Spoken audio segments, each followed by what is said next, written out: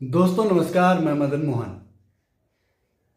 सभी साथियों को विजय दिवस की हार्दिक शुभकामनाएं।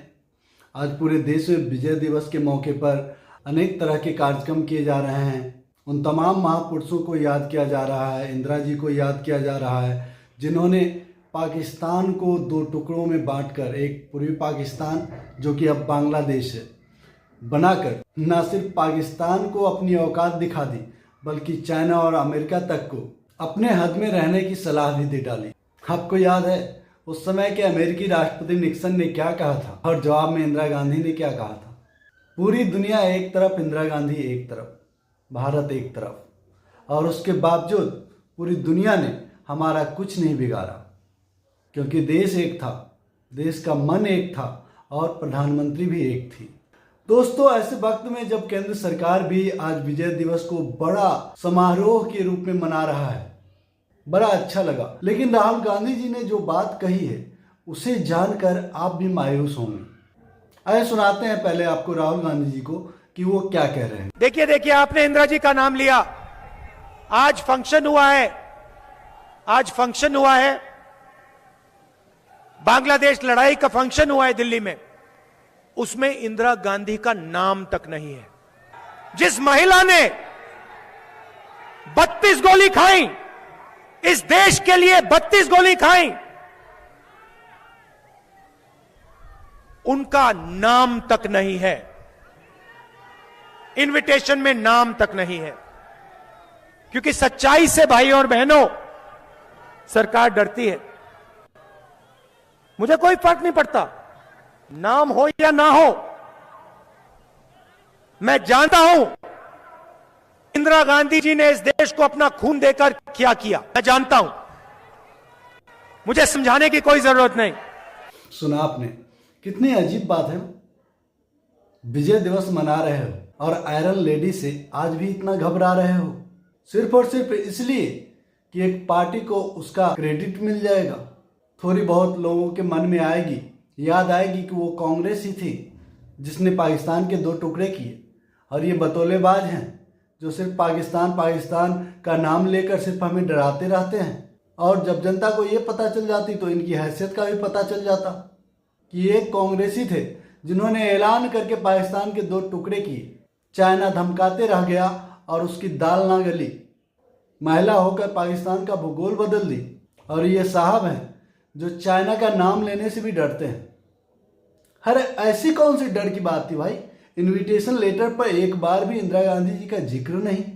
मैं आप सबसे पूछना चाहता हूँ, क्या भारतीय सेना द्वारा इतना बड़ा किया गया काम और उनके नेतृत्व में क्या एक बार उनके इनविटेशन पत्र पर उनका नाम भी लिखा जाने लायक काम नहीं था? मैं तो प्रधानमंत्री जी को इतना ही कहूँगा, प्रधानमंत्री जी, आप जिस तरह के कर्म कर रहे हैं, इंदिरा गांधी का नाम तो मिटाए नहीं मिट पाएगा, क्योंकि उन्होंने इतनी लंबी लकीर जो खींची है, आप चाहे लाख मिटाना चाहें, आप मिटा नहीं पाएंगे। हाँ, हमने आप जैसे बहुतों को देखा है जिन्होंने सच्ची हस्ती को मिटाने के चक्कर में अपनी हस्ती ही मिटा ली। कहीं ऐसा ना हो जाए कल को आपका नाम लेने वाला भी इस देश में ना बचे। आप किस तरह की राजनीतिक लाइन खींच रहे हैं इस देश में, कुछ आपको पता है? एक और आप हिंदू मुस्लिम में लगे रहते हैं, अपने ही देश को दो फाड़ करने में लगे हुए हैं।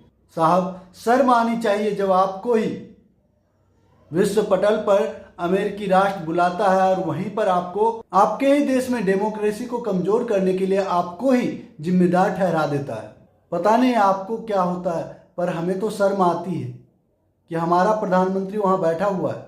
आखिर इसने क्या किया जो आज पूरा दुनिया हमें इस तरीके से सुना रहा है? जो भारत पूरी दुनिया का सबसे बड़ा लोकतंत्र कहा जाता था, आज इसे क्या हो गया? दोस्तों, आपको मैं बताऊं कि हमारा देश आज भी पूरी दुनिया में सबसे बड़ा बाजार है।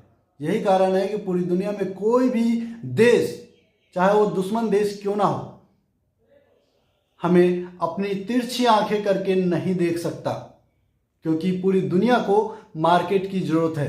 बस इतना ही। और इस बात पे आप जितना उछलना चाहे उछल ले।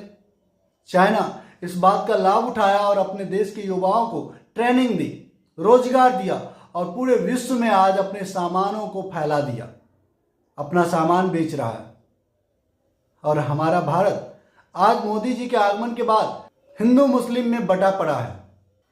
आज इस देश के युवाओं को ट्रेनिंग नहीं दी जा रही है, काम करने की ट्रेनिंग नहीं दी जा रही है, दंगा फैलाने की ट्रेनिंग दी जा रही है, झूठ फैलाने की ट्रेनिंग दी जा रही है, कैसे किसी नेता के बोले हुए शब्दों को बदलकर समाज में प्रचारित प्रसारित की जाए, इसकी ट्रेनिंग दी जा रही है। और इसका सबसे बड़ा इंडस्ट्री भारतीय जनता पार्टी और मोदी जी को पता है। हर दोस्तों, मैं कोई नई बात तो नहीं कह रहा हूं, कितने बार तो मोदी जी खुद पकड़े गए हैं ना, गालीबाजों को, गुंडों को, धमकी देने वालों को प्रधानमंत्री खुद फॉलो करते पाए गए हैं।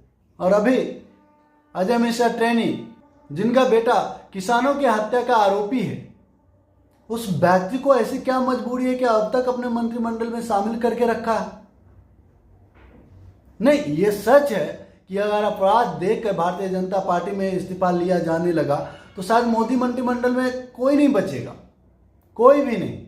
लेकिन जो इस तरीके से हमारे अन्नदाता को अपनी थार जीप के नीचे रौंद कर मार डाले, ऐसे जघन्य अपराध के लिए उस अपराधी के बाप को तो धक्के मारकर मंत्रिमंडल से भगाया जाना चाहिए था ना।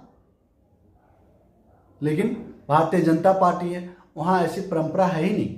और कल की घटना आपने देखा, किस तरीके से बेहूदी हरकत की उस व्यक्ति ने, एक पत्रकार को गाली दिया, धक्का मारा, और अब तो पता चल रहा है कि उसका मोबाइल भी छीन लिया गया। अब ये सब काम भी करने लग गए। दोस्तों, आपको बता दें कि वो कोई आम पत्रकार नहीं था, यूट्यूबिया पत्रकार नहीं था, वो भी एबीपी न्यूज का पत्रकार था। हाँ, बीजेपी न्यूज, जी हाँ, रूबिका लियाकत का। मैंने तो कल रूबिका जी को कहा, मैडम ऐसे मत भेजिए फील्ड में अपने रिपोर्टर को, कम से कम अपनी ट्रेनिंग तो दे के भेजिए।